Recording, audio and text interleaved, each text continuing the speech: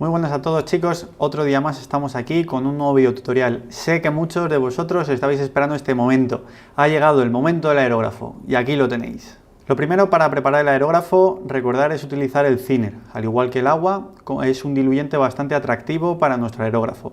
¿Qué nos permite hacer? El thinner lo voy a enseñar en cámara, es esto. Esto es nuestro thinner, esto de aquí, ¿vale? Esta es la marca que yo utilizo. ¿Qué nos permite?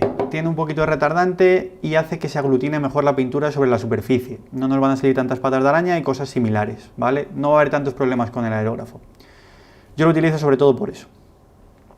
Como podéis ver ahora al empezar, estoy utilizando un tono medio. Recordad que siempre hemos trabajado la sombra hacia la luz y ahora vamos a empezar trabajando con un tono medio próximo a la luz en este caso porque tiene mucho blanco, pero siempre un tono medio que luego vamos a ir bajando. Nuestra idea en esta parte es limpiar con el aerógrafo. Fijaros que voy moviendo el gatillo del aerógrafo en todo momento y eso lo que me permite es en todo momento secar y dar color. Si no lo hacéis de esta manera puede que os salgan las famosas patas de araña. Vamos a intentar solucionar eso. Recordad que en esta parte lo más importante es crear esas transiciones, esas veladuras, ese blending, suavizar toda la superficie.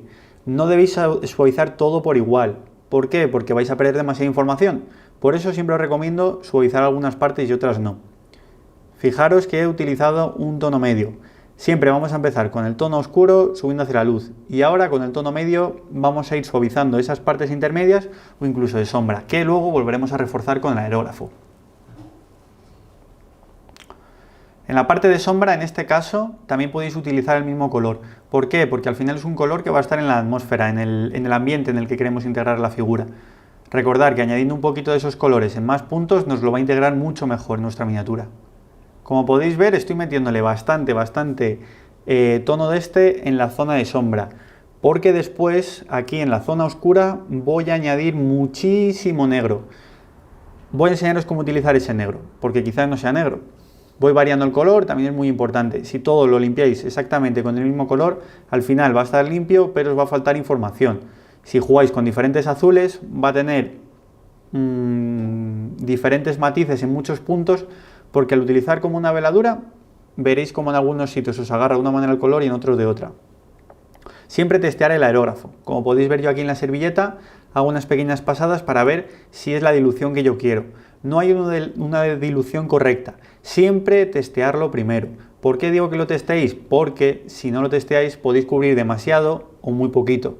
Si cubrís muy poquito no hay problema, es ir insistiendo más. Si cubrís mucho de golpe, el problema es que vais a eliminar rápidamente todas las capibases anteriores. Así que tener cuidado con eso. Iros fijando dónde añado el azul y dónde respeto la capa anterior. Porque también es muy importante esto. Al igual que empezamos en la zona de sombra, como ya dije, subiendo hacia la luz, ahora es justo a la inversa. Vamos a empezar en un tono medio cercano a la luz y vamos a ir bajando, creando esas capibases, pero con el aerógrafo. Si queréis llamar a esto veladuras, llamarlo como queráis. Fijaros cómo voy intentando profundizar un poquito en zonas donde a mí me interesa reforzar esa sombra.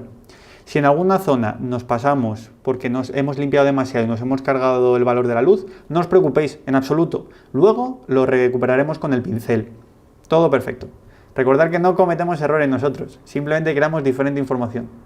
Al igual que en este momento estoy añadiendo más azul en las partes negras, es para quitar ese negro que tenía de base que utilicé.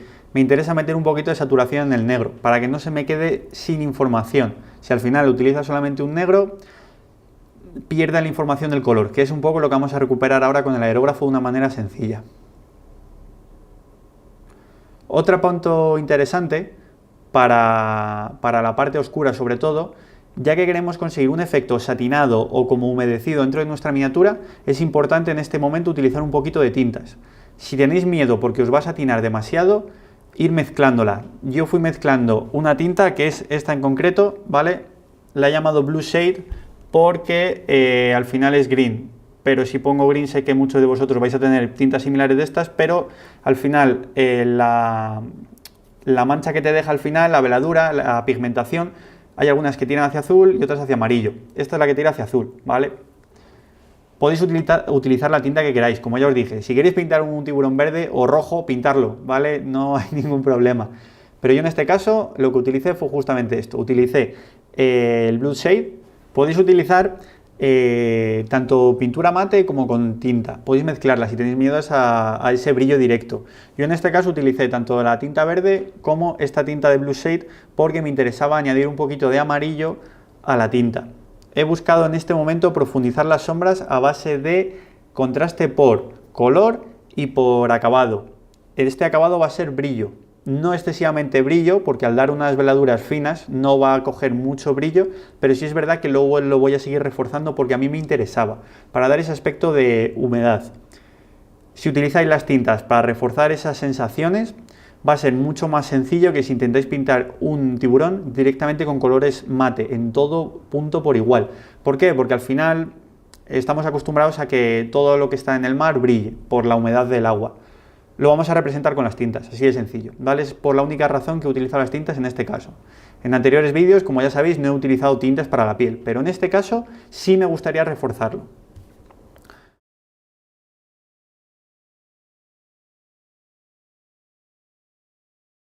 Una vez que tenemos hecho eso, vamos a seguir insistiendo en la sombra. ¿Cómo vamos a profundizar en la sombra? Utilizando un azul.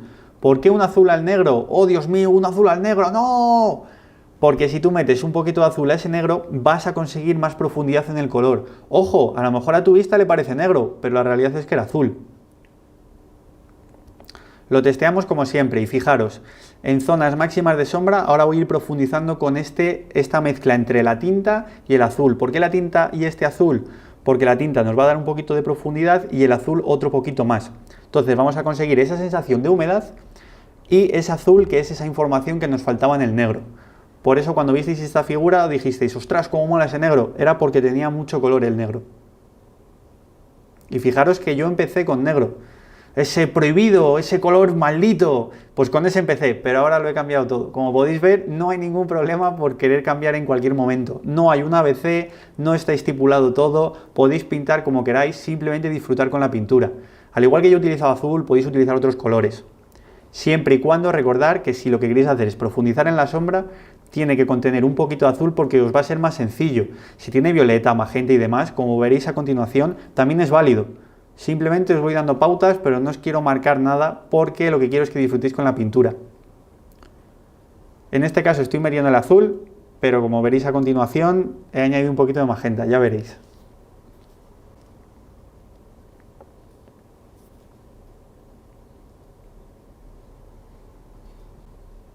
Sigo insistiendo un poquito en la zona de sombra que a mí me interese. Como es un negro y lo que me interesa es respetar el negro, voy a profundizar mucho con ese negro. No solamente en las zonas máximas de sombra, porque si no habría zonas en las que se nos quedaría sin volumen o zonas muy grises. Y queremos representar ese negro, que dé ese contraste entre el negro y el blanco. Como tenemos mucho contraste, porque la piel de un lado es negra y la otra es blanca, va a ser muy sencillo representar. También nos va a ayudar en esa parte.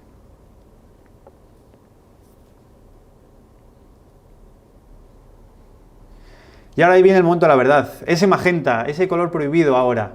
¿Por qué le metes magenta, Sergio? ¡No!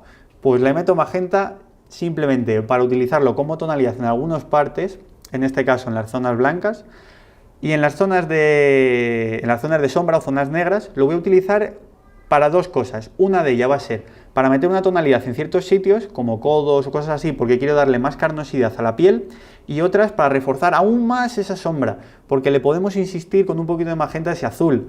Estoy loco, como podéis ver, utilizo 1000 colores para seguir profundizando. Ahí está el truco, meter información a base de color. Ahí. Seguir insistiendo donde os guste, no tengáis miedo, no tenéis por qué pintar exactamente donde yo pinté. Simplemente disfrutar, ir añadiendo esos volúmenes y creando esos matices, esa sensación de humedad en la figura, creando esa diferencia entre el negro y el blanco. Eso es lo que va a hacer que vuestra figura al final luzca genial.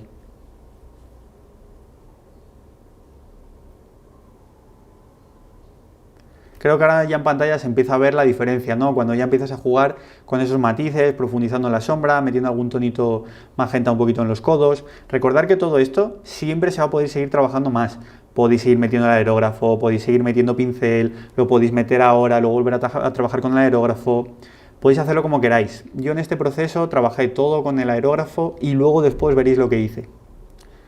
Ahora ha llegado un momento delicado. Normalmente no recomiendo hacer esta parte, pero como sé que la parte blanca se suele ensuciar con el aerógrafo, os voy a enseñar este truco también.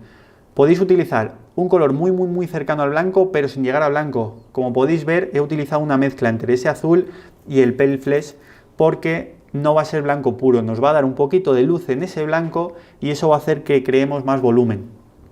Después, si lo necesitamos, le podemos meter más blanco a pincel. Recordar, el blanco en el aerógrafo nunca lo recomendaré. Bueno, a lo mejor en algún momento sí, pero ahora mismo no. Ahora vamos a buscar un poquito más de luz en ese color, en ese blanco, en ese color desaturado, ese color soso. Ahí le tenemos que meter un poquito de color. Pues este es el momento de una manera muy sencilla. Vamos a recuperar ese blanco en ciertas partes que las hemos perdido porque el aerógrafo a veces mancha, nos salimos. Bueno, no pasa nada, se puede recuperar a pincel y si no es grave el problema se puede recuperar con el aerógrafo. O en mi caso, que no me quedó del todo limpio, le recuperé un poquito. Ya os digo, no hay un ABC, es en función a lo que te pide la figura. Es una expresión que se utiliza mucho, pero es la realidad. Hay momentos en los que tú vas a decir, ostras, si la tengo ya, para ahí. Y hay momentos en los que dices, vaya, me he pasado aquí o necesito un plus. Métele ese plus tanto a pincel como a aerógrafo. Como podéis ver, mi plus ahora mismo es la parte del pincel.